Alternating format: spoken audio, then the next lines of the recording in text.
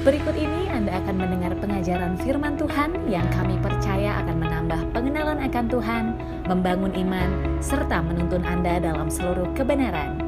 Dari GPDI Petra Tegar, Jakarta, selamat mendengarkan.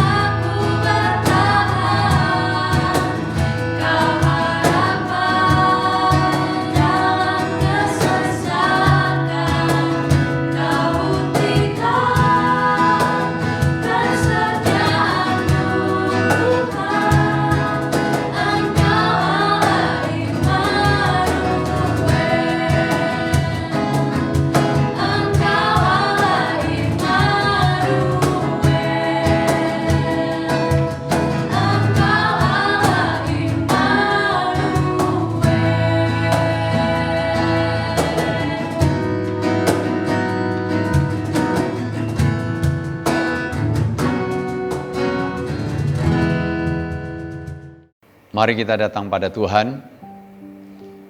Bapa di surga, kami datang padamu, naikkan syukur buat kesempatan yang sangat baik. Kami boleh bersekutu dengan Engkau. Sesudah kami memuji menyembah Engkau, berkenan Engkau berfirman bagi kami. Nyatakan isi hatimu Tuhan. Urapi hamba-Mu, urapi firman-Mu, urapi setiap pribadi yang mendengar. Biar kami mengerti akan kehendak-Mu.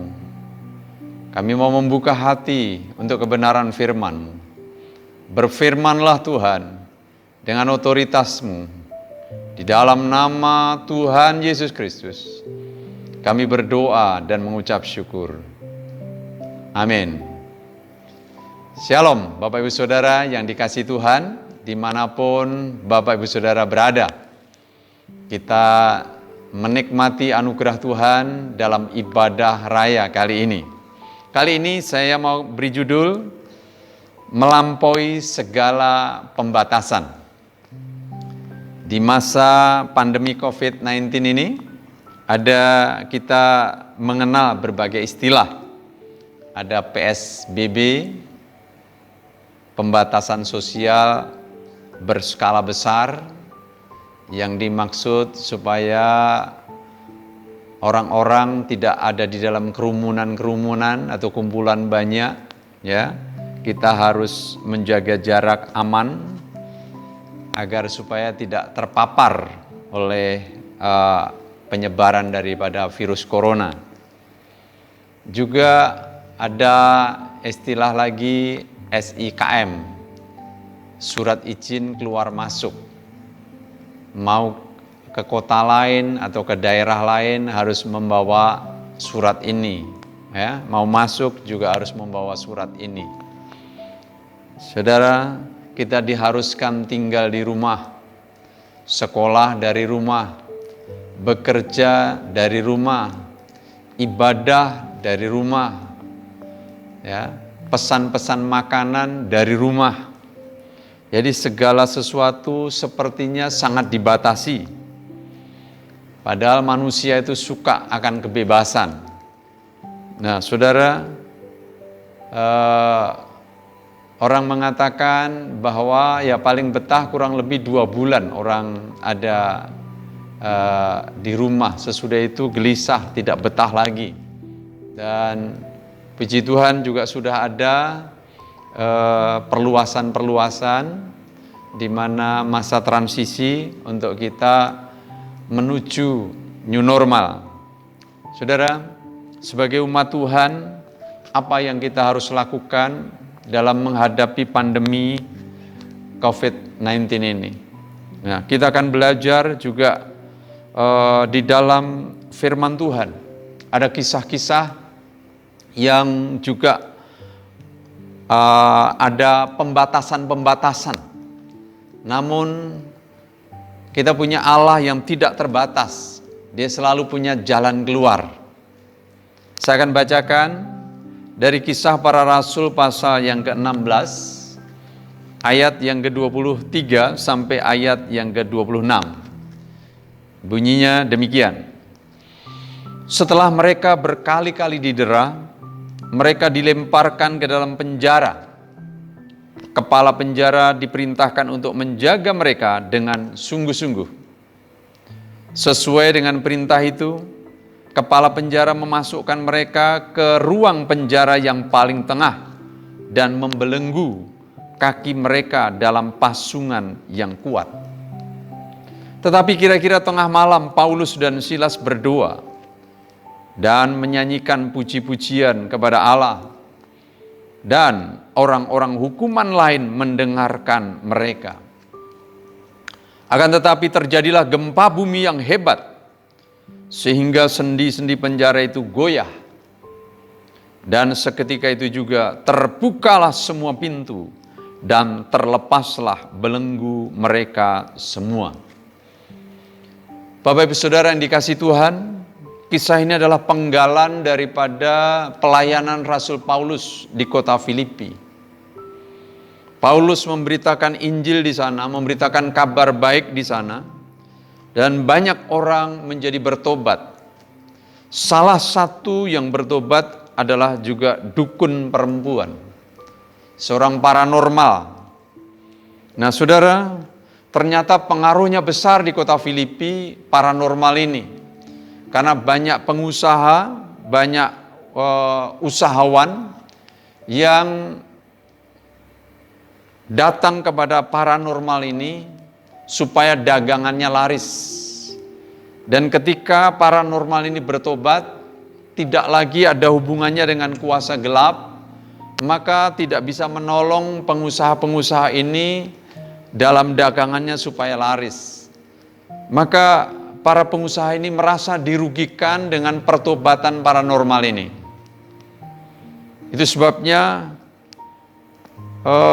tuan-tuan atau pengusaha-pengusaha ini, saudara, bagaimana akhirnya menangkap Paulus dan Silas, menghadapkan kepada pembesar-pembesar kota, dan singkat cerita, mereka dimasukkan ke dalam penjara.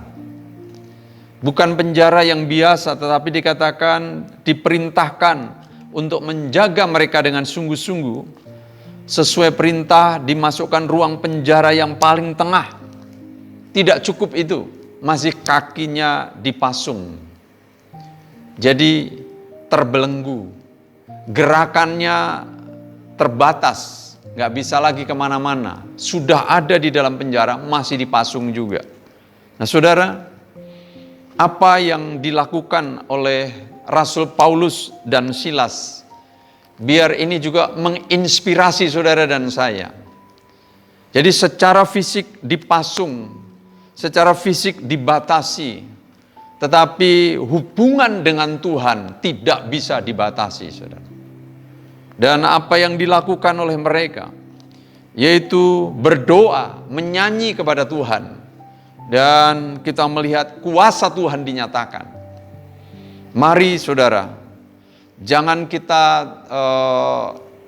hanya terpaku dengan masa pandemi COVID ini. Rasanya saudara dan saya juga dipasung. Saudara dan saya sepertinya juga dibelenggu, harus di rumah, harus berjarak, dan berbagai aturan-aturan. Ya, kita juga harus mematuhi aturan-aturan itu. Tapi lebih daripada itu, mari kita belajar dari Rasul Paulus dan Silas, bahwa di atas segalanya ada Tuhan yang dapat menolong saudara dan saya. Yang pertama kita akan belajar saudara, bagaimana dalam situasi yang terjepit, dalam situasi yang terpasung, dalam situasi yang terbelenggu tadi, saudara, Rasul Paulus dan Silas berdoa. Saudara, tidak ada kuasa yang lebih besar daripada kuasa doa, di mana saudara dan saya ada di atas muka bumi, bisa menjangkau surga. Di mana saudara, di kitab Lukas pasal 16, surga dan neraka yang sama-sama di dalam kekekalan saja, itu jaraknya tidak terseberangi, apalagi surga dan dunia, saudara. Tentu tidak bisa terseberangi oleh apapun juga, dengan alat apapun juga, kecuali dengan doa. Yang pertama, mereka berdoa kepada Tuhan. Betapa pentingnya doa ini, saudara. Di dalam Efesus pasalnya yang ke-3 ayat 18 sampai 21, Rasul Paulus mengatakan demikian. Aku berdoa supaya kamu bersama-sama dengan segala orang kudus dapat memahami betapa lebarnya dan panjangnya dan tingginya dan dalamnya kasih Kristus, dan dapat mengenal kasih itu sekalipun ia melampaui segala pengetahuan. Aku berdoa supaya kamu dipenuhi di dalam seluruh kepenuhan Allah. Bagi Dialah yang dapat melakukan jauh lebih banyak daripada yang kita doakan atau pikirkan, seperti yang ternyata dari kuasa yang bekerja di dalam kita. Bagi Dialah kemuliaan di dalam jemaat dan di dalam Kristus Yesus, turun-temurun sampai selama-lamanya. Amin. Rasul Paulus mengatakan, aku berdoa bersama-sama dengan orang-orang kudus. Mari saudara dan saya yang sudah dikuduskan oleh Tuhan, kita juga berdoa bersama-sama, saudara. Dikatakan doa bersama-sama supaya saudara dan saya memahami kasih Tuhan yang lebar, panjang, tinggi, dan dalamnya tidak dapat dipahami. Kenapa saudara dan saya orang berdosa dikasih oleh Tuhan, dicintai oleh Dia, diberkati oleh Dia, dituntun oleh Dia? Saudara, kasihnya luar biasa. Karena begitu besar kasih Allah akan dunia ini, sehingga Ia mengaruniakan anaknya yang tunggal. Barang siapa yang percaya kepada Dia tidak binasa, melainkan beroleh hidup yang kekal. Kasihnya luar biasa, saudara. Siapapun saudara dan saya yang mau datang kepada Dia akan beroleh kehidupan yang kekal. Luar biasa kasih itu. Dan dikatakan saudara, kasih itu, kita boleh mengenal kasih itu sekalipun ia melampaui segala pengetahuan. Tidak mungkin, kenapa dia mengasihi saya, orang berdosa, saya orang yang bejat, saya orang yang melakukan berbagai kejahatan, tetapi kenapa Tuhan mengasihi? Itu saudara, anugerah daripada Tuhan. Ya, pengetahuan kita tidak cukup untuk membayangkan besarnya kasih Tuhan. Ya, mari kita terima dengan iman dan kita bersyukur kepada Dia untuk kasih-Nya yang luar biasa, saudara. Dia katakan, saudara, bagi Dialah, ya, bagi Dialah yang dapat melakukan jauh lebih banyak daripada yang kita doakan atau pikirkan. Artinya, saudara, dengan segala kondisi saudara dan saya tidak mampu berbuat banyak. Kita terbatas dalam tenaga, dalam pikiran, dalam pandangan kita, dalam segala hal kita terbatas. Tapi Allah yang saudara dan saya sembah di dalam nama Yesus tidak terbatas. Apa yang saudara dan saya doakan, hasilnya jauh dari apa yang saudara dan saya bisa pikir. Jauh dari apa yang saudara dan saya doakan. Hebat Tuhan itu, saudara. Dahsyat Tuhan itu, saudara. Jadi mari setiap kita bersama-sama berdoa. Ya, Tuhan mau saudara dan saya berdoa. Memang kita dibatasi, memang kita sepertinya pergerakan kita dipersempit. Tetapi ada jurusan ke atas yang tidak dibatasi. Hikmat Tuhan, kekuatan Tuhan dari tempat maha tinggi akan dicurahkan buat saudara dan saya. Kitab Filipi pasal 4 ayat 6 dan 7 mengatakan begini. Janganlah hendaknya kamu khawatir tentang apapun juga. Tetapi nyatakanlah dalam segala hal keinginanmu kepada Allah dalam doa dan permohonan dengan ucapan syukur. Damai sejahtera Allah yang melampaui segala akal akan memelihara hati dan pikiranmu dalam Kristus Yesus. Kepada jemaat di Filipi, Rasul Paulus katakan, jangan kamu khawatir tentang apapun juga. Seringkali saudara, kita dihantui dengan kekhawatiran-kekhawatiran. Dengan kondisi seperti ini, bagaimana masa depan saya? Bagaimana saya? Bagaimana pekerjaan saya?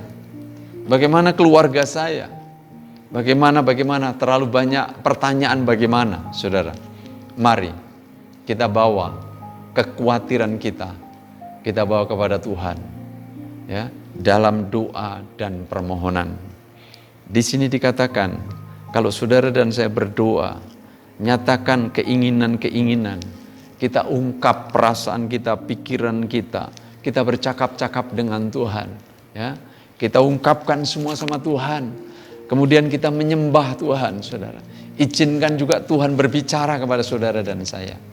Supaya apa? Ya, Tuhan yang hidup ini menyatakan sesuatu.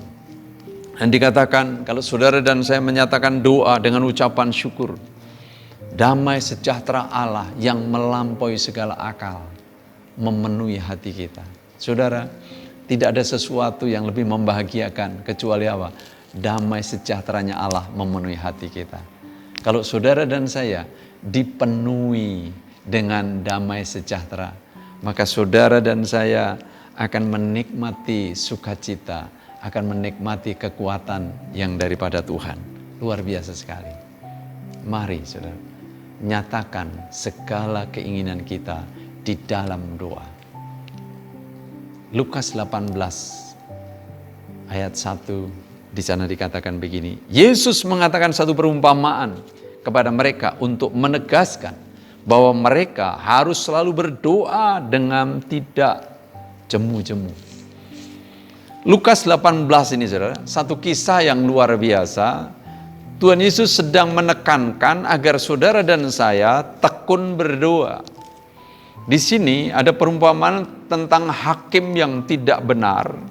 Dan saudara, di situ ada seorang janda, ya, janda yang miskin, yang dia butuh pertolongan, dia butuh saudara pembelaan. Nah, hakimnya lalim dan tidak takut Tuhan. Yang datang janda miskin, saudara, ya diabaikan, dia tidak dianggap, ya.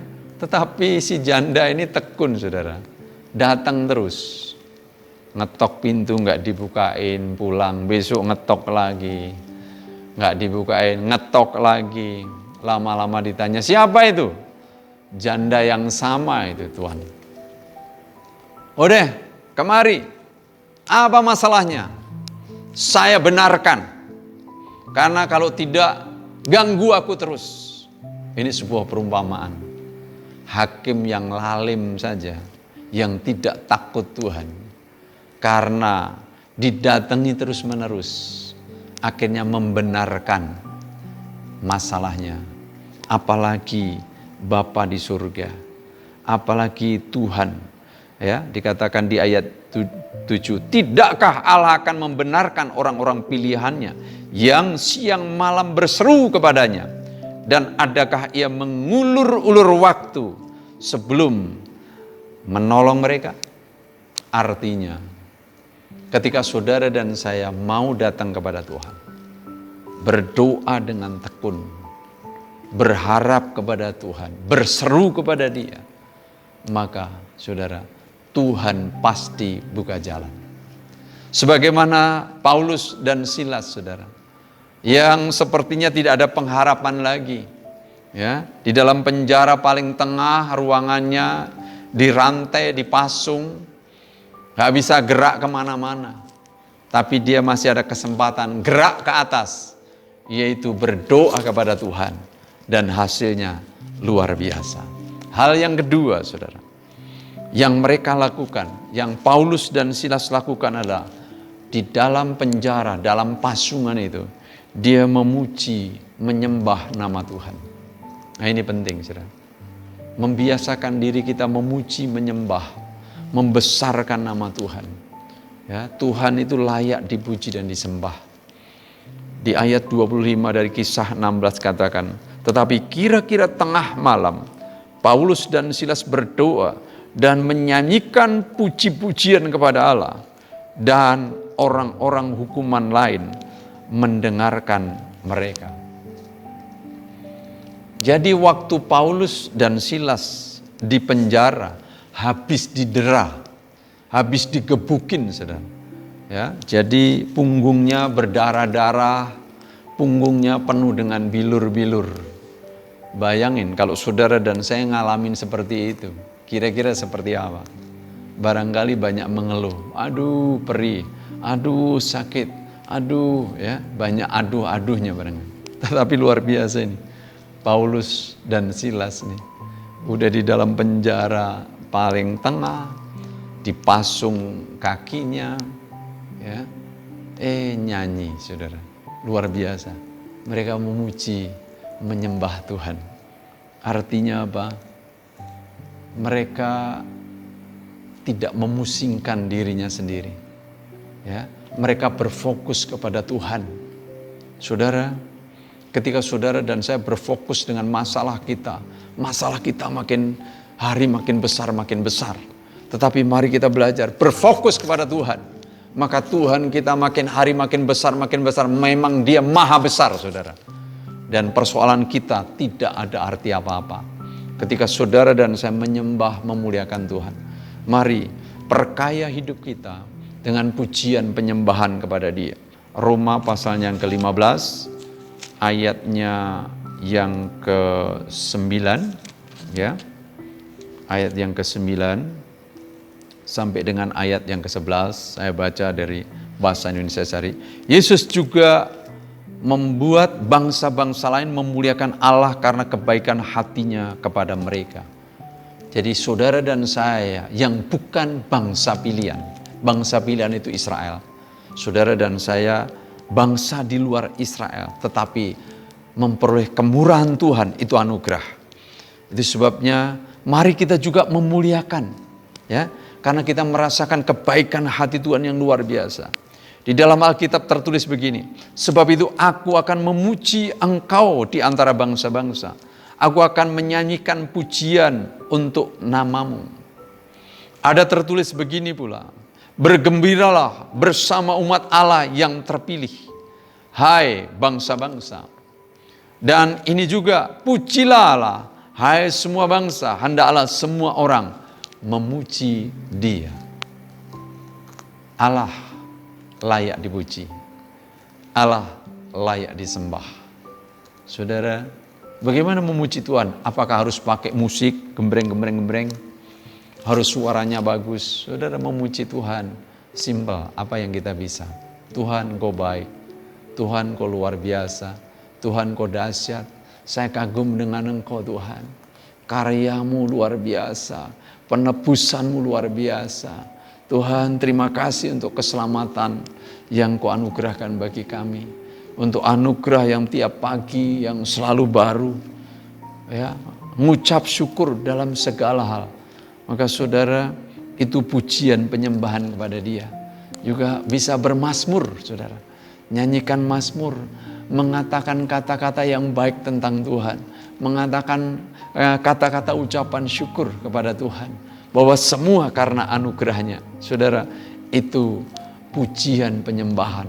Allah sangat disenangkan dengan pujian penyembahan.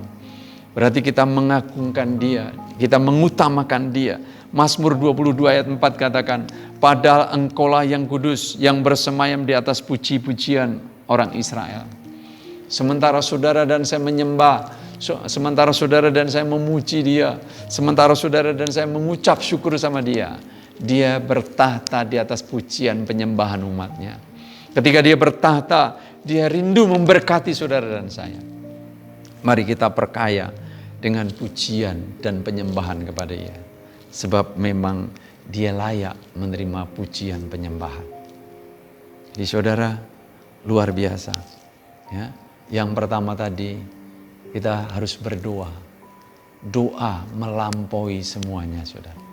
Melampaui akal kita, melampaui segala pikiran kita, melampaui apa yang kita bisa bayangkan.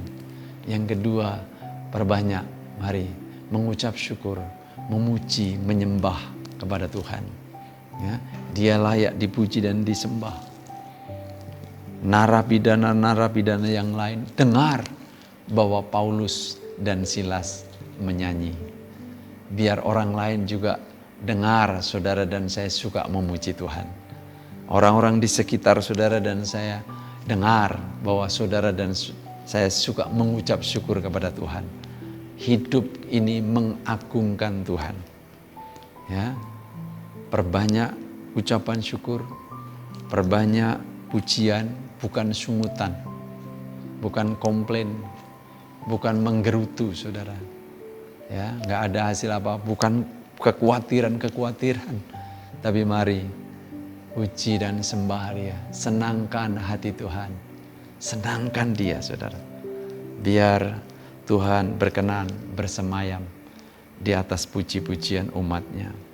Hal yang ketiga, mari kita jangan berhenti memberitakan firman Tuhan. Memberitakan kabar baik, memberitakan Injil kerajaan Allah. Kenapa saudara? Proyek terbesar di dunia ini adalah proyek keselamatan jiwa, saudara. Apapun profesi saudara dan saya, apapun prestasi saudara dan saya, semua akan berakhir. Sesudah itu saudara dan saya mau tidak mau harus masuk di dalam kekekalan. Hidup ini adalah persiapan untuk masuk dalam kekekalan. Apa yang Tuhan taruh, apa yang Tuhan beri, ya, seharusnya saudara dan saya memuliakan Dia. Apapun profesi saudara dan saya membawa misinya Tuhan, yaitu Tuhan Yesus mengasihi semua orang berdosa. Dia mati buat semua orang, yang mau percaya kepada Dia. Dia menyediakan surga yang mulia buat saudara dan saya. Itu sebabnya mari kita tidak henti-hentinya membawa kabar baik, memberitakan bahwa Yesus Kristus adalah Tuhan. Yesus Kristus menyelamatkan semua orang berdosa. Roma 1 ayat 16 katakan begini, sebab aku mempunyai keyakinan yang kokoh dalam Injil. Karena Injil adalah kekuatan Allah yang menyelamatkan setiap orang yang percaya. Pertama-tama orang Yahudi, tetapi juga orang Yunani. Rasul Paulus katakan, aku mempunyai keyakinan yang kokoh dalam Injil. Keyakinan yang sangat kuat. Yaitu Injil itu kekuatan Allah yang menyelamatkan setiap orang yang percaya. Saudara, kekayaan kita tidak bisa menyelamatkan kita. Pangkat kita tidak bisa menyelamatkan kita. Jasa-jasa kita tidak bisa menyelamatkan kita. Ya, kepintaran kita tidak bisa menyelamatkan kita, saudara. Keselamatan itu hanya datang dari Tuhan. Anugerah di dalam Yesus Kristus. Bagian saudara dan saya tinggal percaya saja. Percaya. Ya, ketika kita percaya dalam hati dan mengaku dengan mulut bahwa Yesus Kristus adalah Tuhan. Dia sudah mati di atas kayu salib, dikuburkan pada hari ketiga, dibangkitkan, dan sekarang ada di surga. Saudara, itu semua dilakukan untuk orang berdosa. Barang siapa percaya, tidak binasa, melainkan beroleh hidup yang kekal. Rasul Paulus mengatakan begini di dalam 1 Korintus 9:16, karena jika aku memberitakan Injil, aku tidak mempunyai alasan untuk memegahkan diri. Sebab itu adalah keharusan bagiku. Celakalah aku jika aku tidak memberitakan Injil. Saudara, Injil adalah kabar baik itu. Ini yang utama.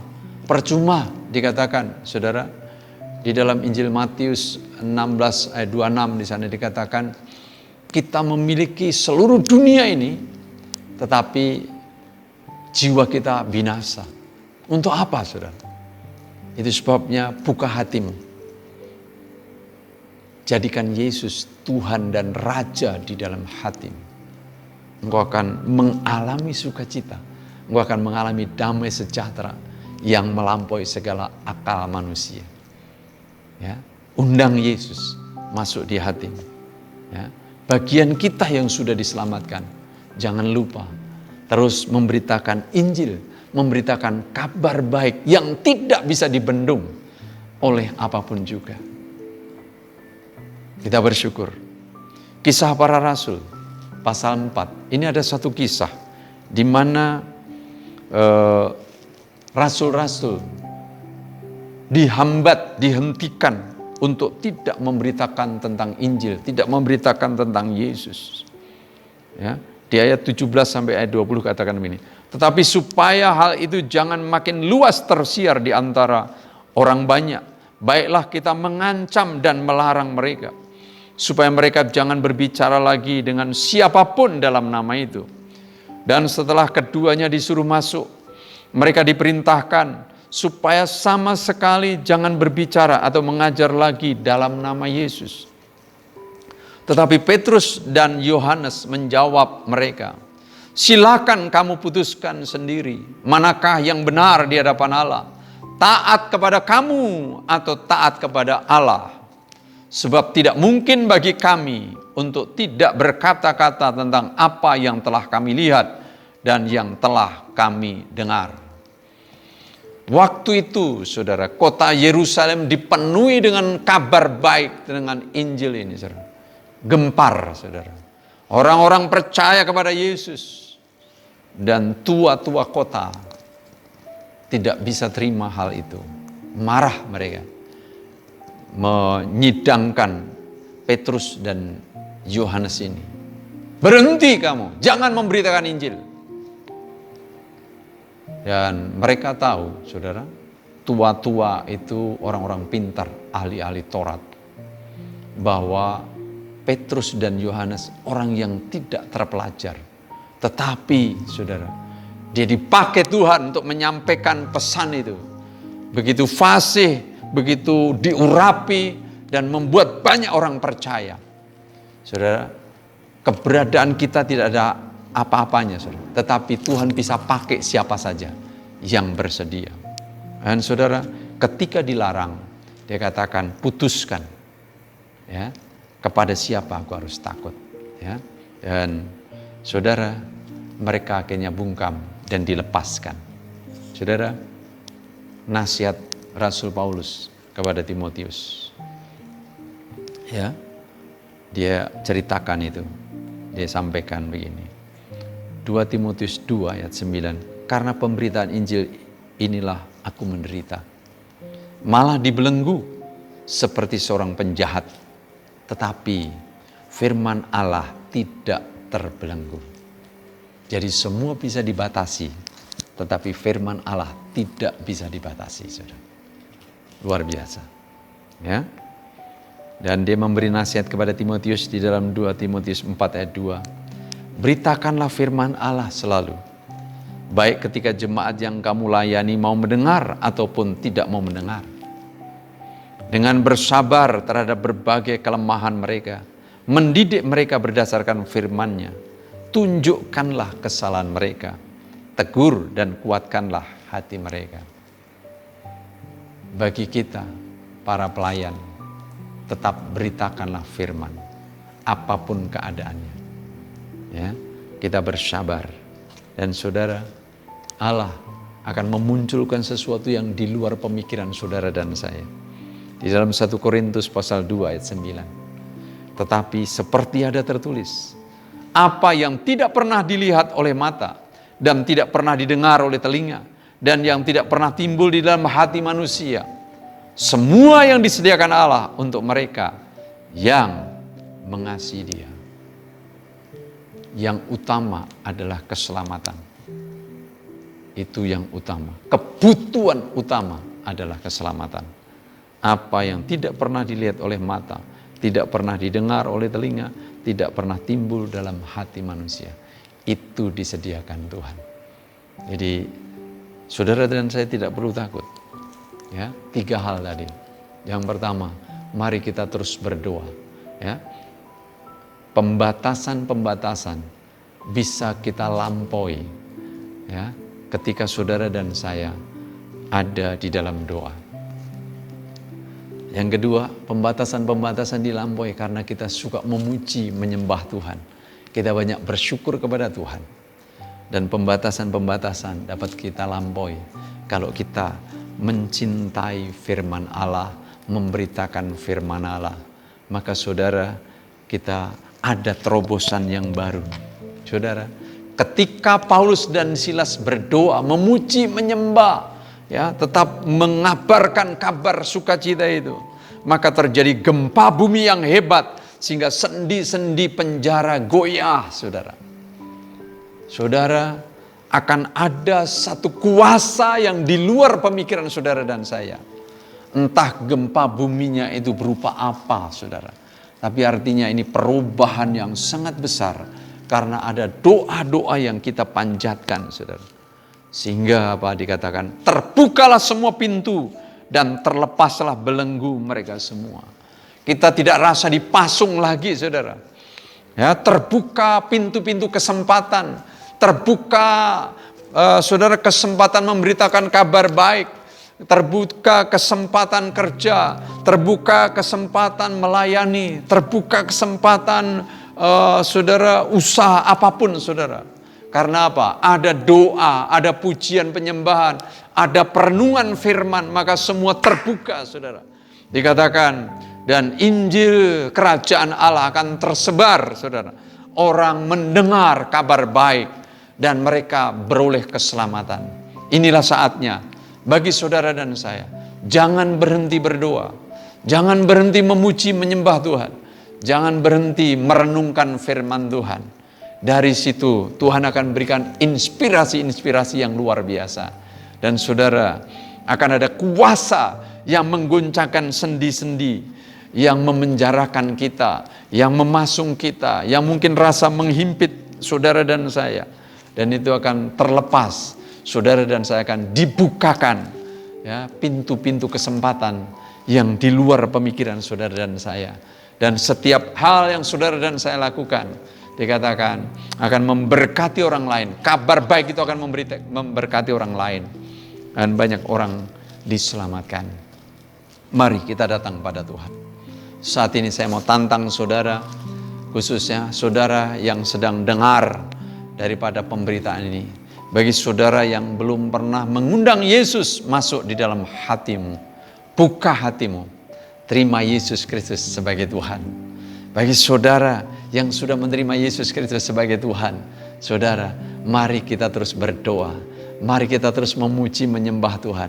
Mari kita terus memberitakan kabar baik, yaitu Yesus yang menyelamatkan semua manusia. Kita datang pada Tuhan. Bapa surga, kami datang padamu.